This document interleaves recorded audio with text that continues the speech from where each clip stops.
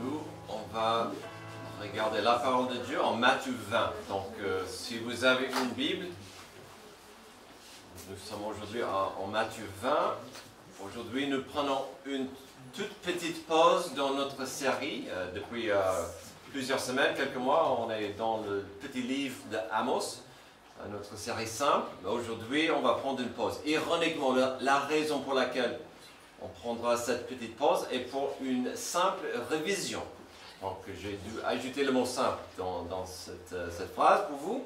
Alors, comme on fait de temps en temps avec une voiture, où on l'amène chez le garagiste pour vérifier que tout va bien, on fera une révision aujourd'hui. Alors, peut-être sans voiture. Vous n'avez pas cette habitude.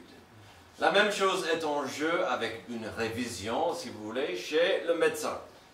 Par exemple, de temps en temps, il est sage d'y aller pour vérifier que son corps fonctionne correctement ou qu'il n'y a pas de problème potentiel caché sous la surface. Donc ça peut être le dentiste, le médecin généraliste, peut-être le podologue, mais parfois on a le sentiment qu'il faut faire une petite révision, le check-up. Parfois, il est utile de regarder une église avec une telle attitude. Parfois, il est important de voir où nous en sommes et d'identifier certaines choses. En tant que berger, il est important de vérifier notre but, le but de notre église.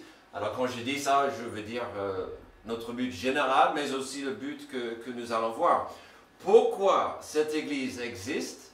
Quelle est sa raison d'être? Alors pour nous, pour cette assemblée, tout doit passer par notre but, c'est-à-dire tout doit passer par cette idée, le processus de faire et de former des disciples de Jésus-Christ.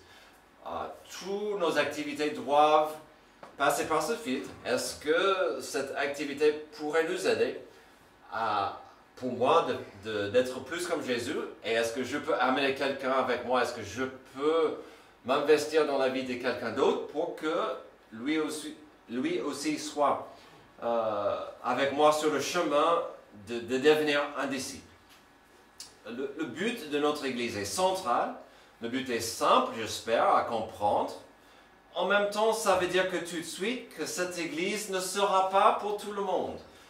Si ça, c'est notre but, simplement, que tout le monde soit sur le chemin d'être plus comme Jésus, forcément, ça ne sera pas pour tout le monde, parce que certains gens vont à l'église pour avoir le bon feeling pendant les chants, d'autres pour faire certaines choses, pour parler en langue, ou pour voir des miracles, ou recevoir un miracle.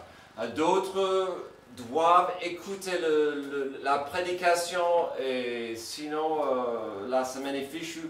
Il y a un tas de raisons. Pour nous, on vous demande d'être des disciples.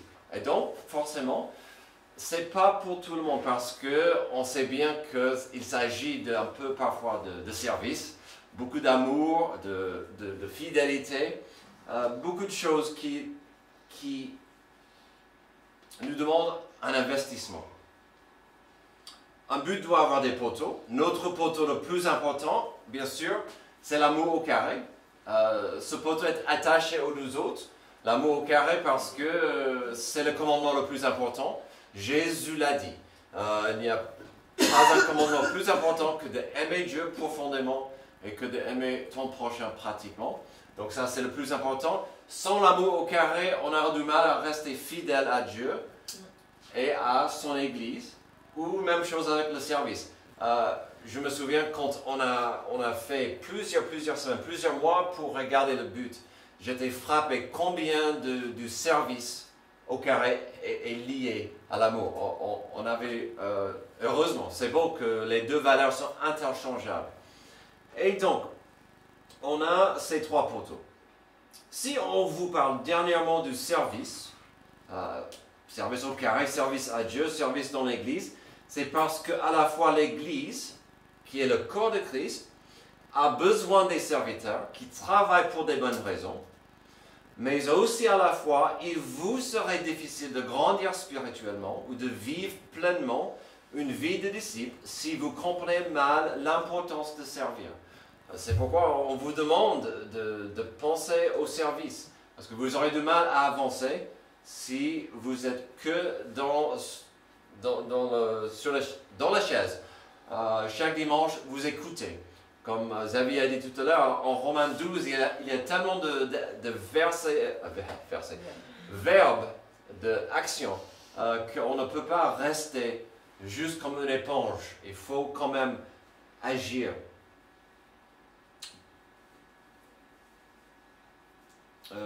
Et donc, on a beaucoup parlé tout à l'heure aussi des dons spirituels. Quand on parle du service et les dons, ça nous aide de toujours penser à l'Église comme un corps. C'est le corps de Christ. Et donc, chaque personne, c'est un membre du corps. Et donc, chacun aura des dons qui aident l'Église ou le corps de Christ à grandir, à avancer, à suivre Jésus. Et donc, ça va nous aider. Parce que le corps, ses membres possèdent des capacités et des responsabilités. Quand je pense à Hélène qui est en train de réapprendre de marcher avec son nouveau genou, c'est différent pour elle, c'est bravo, mais sa jambe a changé, il faut qu'elle apprenne. Même chose pour nous, il faut qu'on accepte nos responsabilités. Alors, pour vous aider à voir ce sujet autrement, pensez à la mer, assez facile pour vous femmes qui étaient en Belgique. Pensez aux petits bateaux. Quand j'étais gosse, on ne vivait pas loin de la mer. Mon frère et moi avions un petit voilier. Nous n'avons pas pu naviguer aussi souvent que nous le voulions, mais c'était amusant. On aimait bien de faire cela. Lorsque vous apprenez cette discipline, vous comprenez très vite que vous êtes complètement dépendant de deux choses. Le vent, c'est normal, mais aussi la voile. À l'époque, notre voile était en bonne condition, mais c'était évident qu'à tout moment, si elle se déchirait ou elle s'est détachée du bateau, on ne pouvait pas faire grand-chose. Alors, les trois valeurs de nos poteaux sont pour nous comme les trois points d'une voile. Si vous voulez, on a la fraternité, l'amour et le service. Et quand ça déchire ici, là ou là, c'est terminé. Le bateau aura du mal à avancer. Si quelque chose arrive, la voile développe une faille, une fissure, un problème. En peu de temps, vous aurez un bateau inutile. Avec des problèmes de voile, soit le bateau va nulle part, soit il ira où le courant l'emporte. Et telle est notre situation avec les valeurs de notre Église. Le service dans une Église ou dans la vie chrétienne est capital. Aujourd'hui, notre regard à l'importance du service sera un rappel pour certains. Pour certains, vous allez dire, ah oui, ça je le savais, mais ça fait du bien de l'entendre. Pour d'autres, ça sera un appel au service. Ah, je comprends mieux l'importance de servir. Mais de toute façon, il faut qu'on comprenne l'importance du service dans l'Église, y compris de quoi il s'agit et de quoi il ne s'agit pas. Alors, que doit-on comprendre sur le service afin d'avancer dans la foi, afin d'aider l'Église à grandir? D'abord, servir Dieu ne sera pas toujours glorieux. Alors, je ne suis pas en marketing, j'ai du mal à vendre. Je ne suis pas vendeur, donc vous allez dire, mais Otterson, qu'est-ce que tu fais là? Parce que j'aurais du mal à vendre le service, d'accord, parce que ce n'est pas glorieux. Verset 20, alors la mère des fils de Zébédée s'approche de Jésus avec ses fils et se prosterna pour lui faire une demande. Il lui dit, que veux-tu?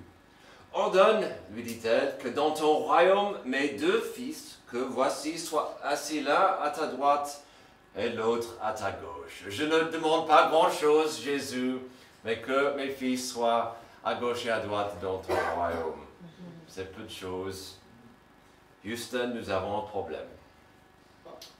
La première, quand on a commencé de voir, on vous a demandé, quelles sont les valeurs? Qu'est-ce qu'on devrait voir dans un serviteur? Et chaque fois, la première valeur sur la liste était l'humilité. Je ne sais pas si vous avez remarqué. Quand Xavier a fait la liste, on avait 2, 3, 4 groupes et l'humilité était là au début. L'humilité. Là, on a un problème. Houston, nous avons un problème. Parlons de Houston. Il est clair ici que la mère de Jacques et Jean visait la lune. Mais quelle demande d'être à la droite d'un roi terrestre était un lieu de honneur, dénotant une confiance spéciale, même une autorité, une relation avec le roi. Si vous étiez assis à la droite du roi, vous agissiez avec son autorité. Ceux qui sont venus à vous, vous traiteraient avec respect et obéissance, comme si vous étiez le roi vous-même. Ah, quelle chaise! Quelle place! Souvent, auparavant, la reine était à gauche du roi, mais avec Jésus étant célibataire, Madame Zébédée a demandé que les deux entourent le roi des rois. Quelle gloire d'être à côté de Jésus dans sa gloire. Ok.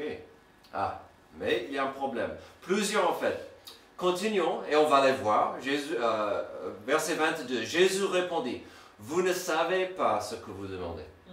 Pouvez-vous boire la coupe que je vais boire, ou être baptisé du baptême dont je vais être baptisé? » Nous le pouvons, dirent-ils. Et il répondit, vous boirez en effet ma coupe.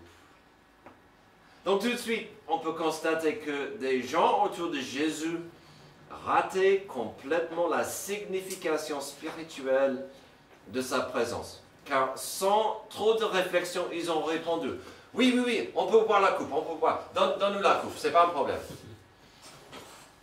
Et bien sûr, dans la chambre haute, ou juste après, tout le monde a juré. Oh, je mourrai pour toi, Jésus. N'inquiète, je suis prêt à mourir pour toi. Donc, oui, je ferai tout et n'importe quoi.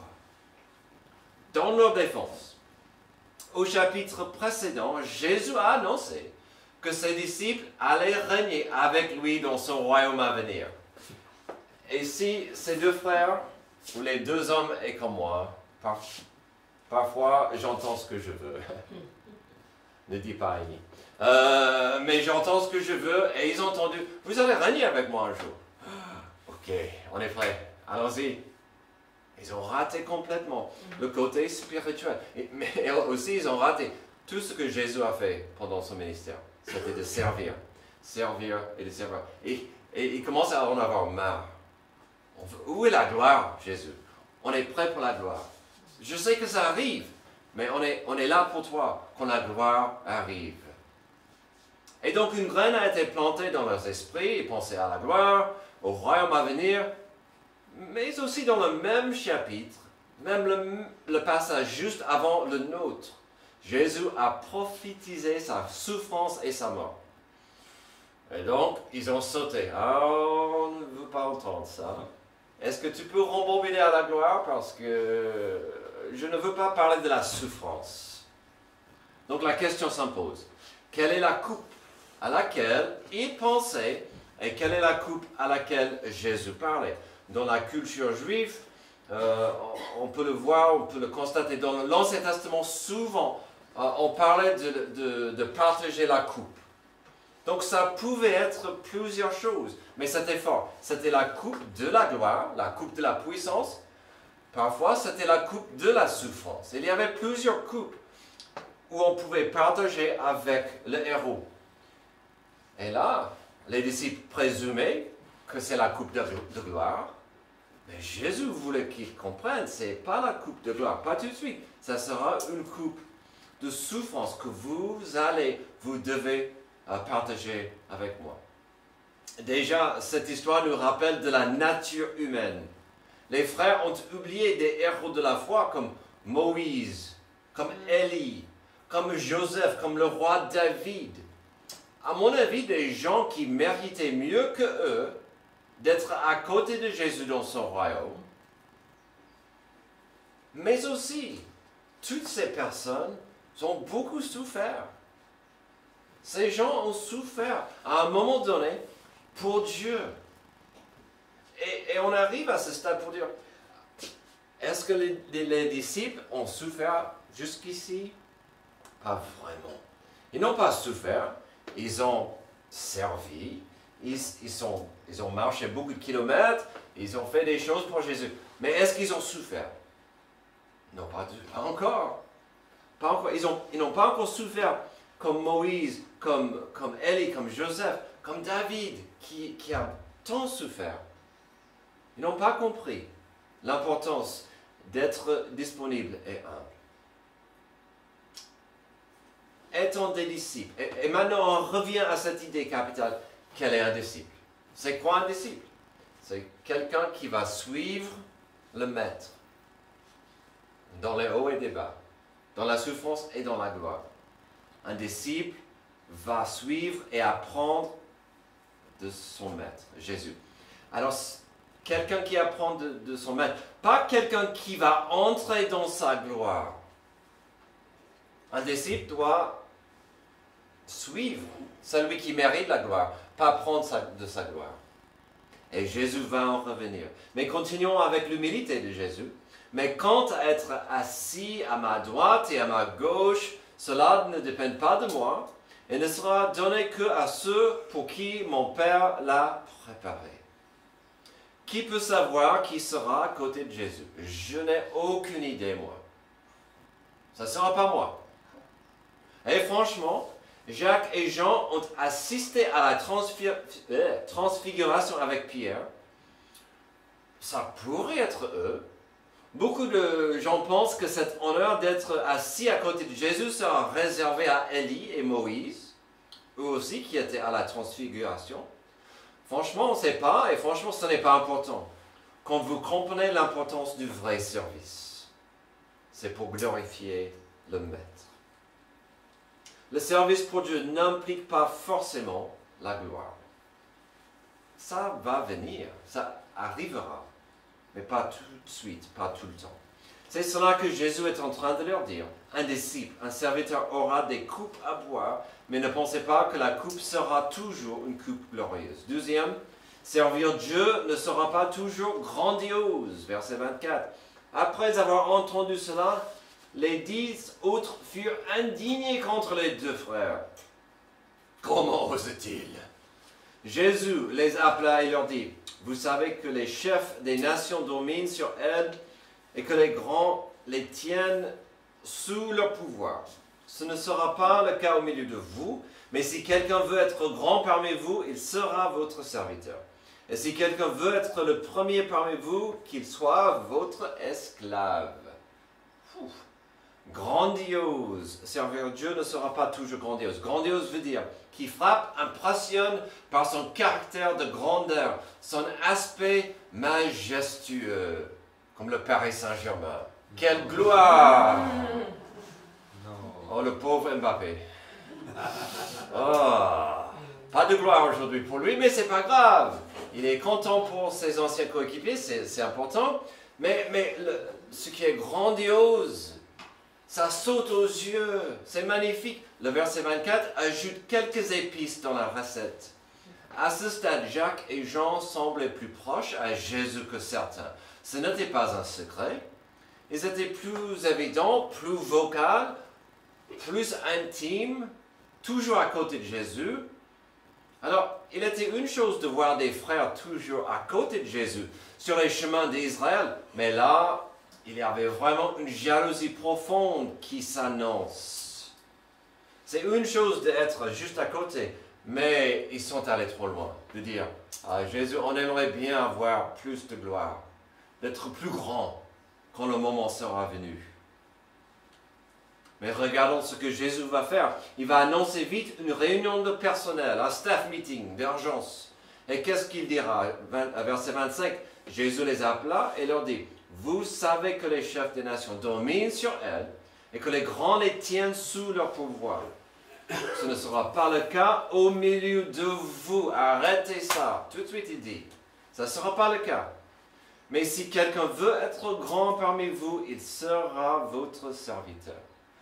Bon, on sait bien qu'ils avaient du mal à capter ces choses. Mais Jésus dit, vous le savez ça. Si vous êtes un grand dans ce monde, si vous avez de la grandeur, la tendance c'est de tyranniser.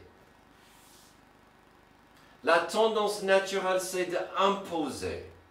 La tendance c'est d'être un peu cruel envers les petits. Je ne sais pas pour vous, mais ça me rappelle ce que nous avons déjà vu ces dernières semaines dans notre série en Amos. Un des problèmes dans la culture à l'époque d'Amos, c'était que les puissants marchaient sur les petits et ils prenaient des gens en esclavage, ils devenaient riches sur le dos des pauvres. Et Jésus dit, vous le savez, c'est comment le monde fonctionne. Mais dans mon royaume, les choses sont à l'envers. Ce ne sera pas le cas au milieu de vous.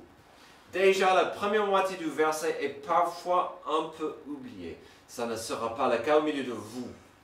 Dans le langage originel, il n'est pas clair s'il disait « il ne peut pas être le cas aujourd'hui » ou dans l'avenir, il ne sera pas de même dans mon royaume. Est-ce qu'il interdisait une telle attitude ou est-ce que Jésus expliquait la simple vérité de leur futur? C'est la même chose.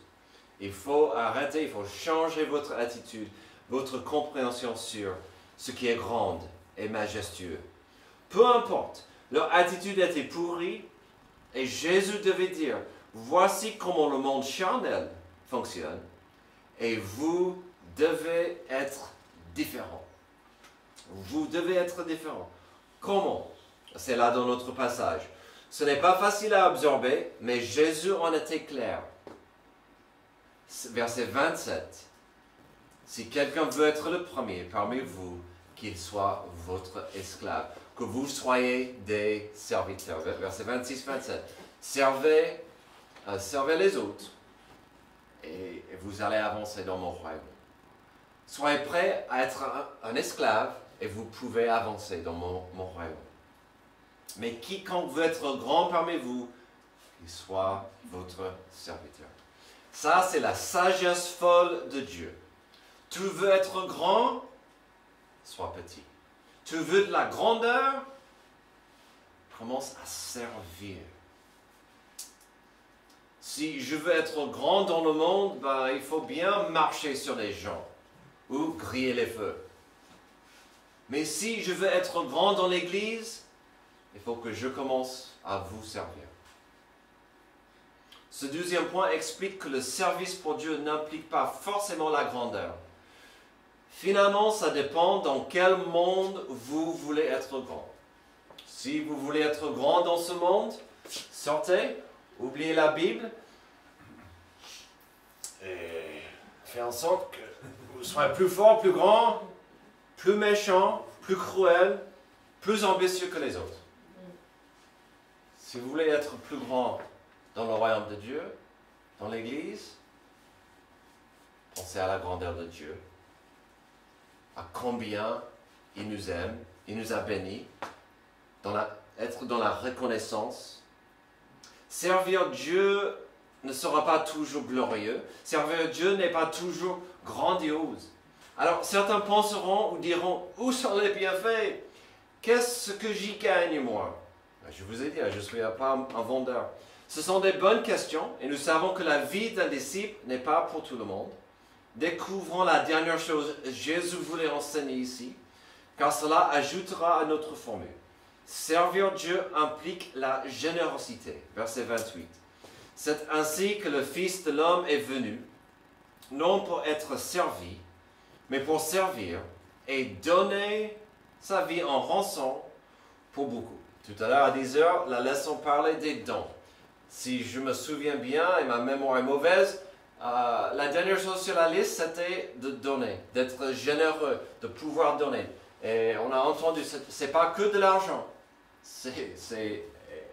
Et sous l'idée de service, on doit donner nos actions, notre temps, bien sûr notre argent, mais vraiment d'être généreux.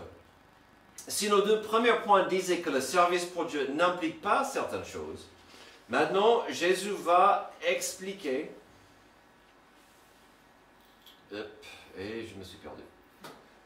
Je recommence. Si nos deux premiers points disaient que le service pour Dieu n'implique pas certaines choses, maintenant Jésus va expliquer ce que le service implique. Jésus expliquait la simple vérité ou l'application pratique de ce qu'il a enseigné. Lui le maître, lui le Seigneur n'est pas venu pour la gloire, ni la grandeur. Et c'est parfois bizarre pour nous de comprendre parce qu'il était le Fils de Dieu, il est le Fils de Dieu. Il est venu sur terre, il a vécu une vie parfaite, mais il n'est pas venu cette fois-ci pour recevoir la gloire. Il est venu dans la générosité afin de servir et de donner. Ça me rappelle de la phrase « Vous pouvez donner sans aimer, mais vous ne pouvez pas aimer sans donner. » C'est clair. Vous pouvez donner sans aimer, par exemple, quand c'est la saison des impôts. Bon, il faut donner, on n'est pas censé aimer. Mais est-ce que vous pouvez aimer quelque chose ou quelqu'un sans donner? Et quand vous aimez quelqu'un et vous allez donner, qu'est-ce que vous allez donner? Fidélité, service, des gestes d'amour. On peut toujours servir sans amour, mais le service pour l'amour et par l'amour est une meilleure façon d'avancer. Et donc, on vous encourage de chercher des façons de servir. C'est pourquoi je dis, si vous ne pouvez pas servir pendant le moment de l'offrande avec joie, gardez votre argent. Idéalement, vous allez un jour donner cet argent à Dieu, mais avec une meilleure attitude de reconnaissance. Mais c'est là, de servir par amour. Et donc déjà, on peut voir pas mal de générosité de la part du Seigneur quand il parle de servir et donner, au milieu du verset 28. Juste avec ces deux verbes. Mais pour quel but est-ce que Jésus voulait servir et donner? Il voulait, la clé dans ces deux verbes, donner. Donner sa vie. C'est ainsi, verset 28, que le Fils de l'homme est venu, non pour être servi, mais pour servir et donner sa vie en rançon pour beaucoup. C'est incroyable qu'il a ajouté cette dernière phrase. Quel mot rançon? Somme d'argent. La définition classique, somme d'argent, que les ravisseurs exigent pour libérer leurs captifs. Somme d'argent exigée pour la délivrance de quelqu'un retenu illégalement prisonnier. Somme d'argent réclamée en échange de la libération d'un otage. Alors, il y a deux thèmes évidents ici. Il y a la captivité, il y a la libération. Ces deux choses vont ensemble et Jésus expliquait qu'il servait puisqu'il y a une captivité et il faut une libération. La captivité. Des théologiens ont toujours dit que l'esclavage est toujours une bonne illustration du péché et de la nature pécheresse. Le péché, c'est comme d'être esclave. Quand vous êtes esclave, vous n'avez pas de futur, vous n'avez pas beaucoup de valeur, vous êtes coincé, vous n'avez pas une liberté vraiment à faire grand chose. Et vous êtes vraiment captif dans ce problème. C'est une belle illustration du péché. Et on peut faire des bonnes œuvres, on peut faire des bonnes choses, mais ça ne change pas nos cœurs. Et donc, on est né esclave au péché, on est né vraiment maudit par le péché. Et donc, il nous faut cette rançon, soit payée. Pour cela, je reviens. À la fin de la journée, il faut comprendre que même si la compréhension du service est là, le pourquoi... Ah non, j'ai sauté, excuse-moi. Encore, deuxième fois. J'ai hâte de vous partager toutes ces choses. Ah! La très bonne nouvelle, c'est que Dieu n'attend pas de vous la mort, votre mort, pour sauver des gens. Vous n'avez pas besoin de mourir pour vous-même, ni pour quelqu'un d'autre.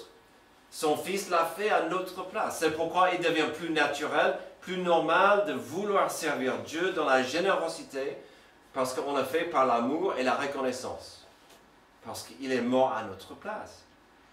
Et là, je suis certain que Dieu aimerait voir de la générosité de nous. Sommes-nous? Suis-je prêt à donner? Et peut-on le faire comme dans la phrase qui parle de l'amour? Ah, cette phrase, cette citation. Je t'aime un peu, beaucoup, passionnément, à la folie, ou pas du tout? Pouvait-on remplacer le mot aime avec le mot servir? Je veux servir un peu. Je veux servir beaucoup. Je sers passionnément. Je sers à la folie. Je sers pas du tout. À la fin de la journée, il faut comprendre que même si la compréhension du service est là, le pourquoi reste fondamental. Pour cela, je reviens au mot de Jésus-Christ en Matthieu 25, pour souligner que nos gestes, nos actions doivent toujours prendre deux directions. Il est tellement facile pour nous d'oublier que, étant des enfants adoptifs de Dieu, étant des membres d'une église, étant dans ce monde, on vit dans deux mondes. Un monde spirituel qui est parfois difficile à voir et un monde physique qu'on peut voir. Et on veut vivre nos mondes, mettre au boulot dodo, oubliant qu'il y a ce royaume. Mais qu'est-ce que Jésus en a dit à Matthieu 25 pour souligner cette notion qu'il y a deux directions. Verset 42, en effet, j'ai eu faim et vous ne m'avez pas donné à manger. J'ai eu soif et vous ne m'avez pas donné à boire. J'étais étranger et vous ne m'avez pas accueilli. J'étais nu et vous ne m'avez pas habillé. J'étais malade et en prison et vous ne m'avez pas rendu visite. Et répondront aussi, Seigneur, quand avons-nous vu affamé, ou assoiffé, ou étranger, ou nu, ou malade, ou en prison, et ne t'avons-nous pas servi? Et il leur répondent, je vous le dis, en vérité, toutes les fois que vous n'avez pas fait cela à l'un de ces plus petits, c'est à moi que vous ne l'avez pas fait.